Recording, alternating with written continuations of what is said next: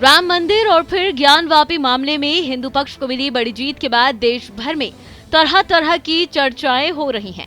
ज्ञानवापी में हुए एएसआई सर्वे के बाद वहां मंदिर और मूर्तियों समेत तमाम साक्ष्य को देखते हुए कोर्ट ने व्यास तहखाने में पूजा करने की अनुमति दी, जिस पर राजनीति भी हो रही है।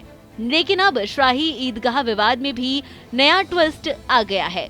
क्या है वो ट्विस्ट, आपको विस्तार से बताते हैं।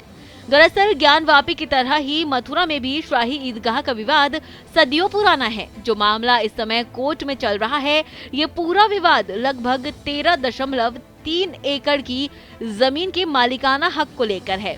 इस जमीन के 11 एकड़ में श्री कृष्ण मंदिर है और 2.37 एकड़ हिस्सा शाही ईदगाह मस्जिद के पास है।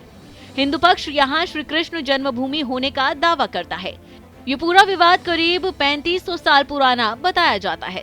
कहा जाता है कि जब दिल्ली की गद्दी पर औरंगजेब बैठा था, तब उसने मथुरा के श्री कृष्ण जन्म स्थान को तोड़ने का आदेश दिया था, जिसके बाद यहाँ शाही ईदगाह मस्जिद बनाई गई। बताया जाता है कि औरंगजेब ने रमजान महीने में श्री कृष्ण जन्म स्थान को नष्ट करवाया था। मस्जिद बनने के बाद ये जमीन मुस्लिमों के हाथ चली गई और करीब 100 साल तक यहाँ हिंदुओं का प्रवेश वर्जित रहा। लगभग 1770 में मुगल मराठा युद्ध हुआ, जिसमें मराठों की जीत हुई और मंदिर बनवाया गया। इसका नाम केशव देव मंदिर हुआ। इसी बीच भूकंप की चपेट में आकर मंदिर को नुकसान हुआ। 1815 में अंग्रेजों ने जमीन को नीलाम कर दिया, जिसे काशी के राजा ने खरीद लिया, लेकिन वहां पर ये मंदिर नहीं बनवा सके।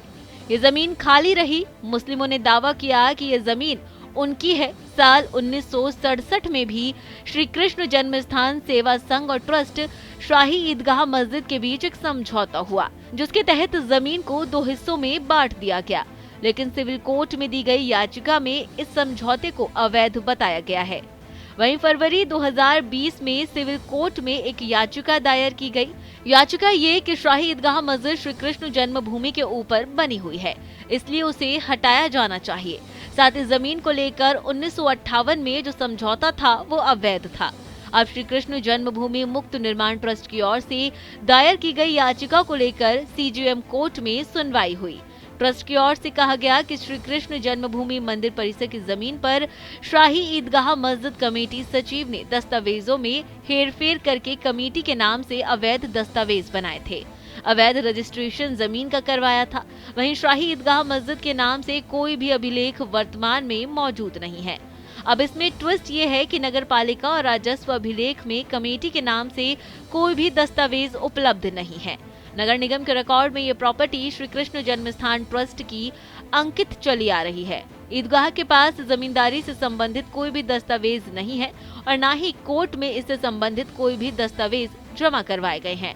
अब न्यायालय ने कमेटी के सचिव को दस्तावेज उपलब्ध कराने के लिए कहा है।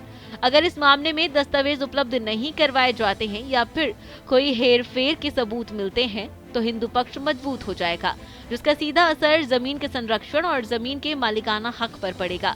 यानी कि संभव है कि आने वाले समय में शाही ईदगाह मस्जिद पर एक बड़ा फैसला आ सकता है।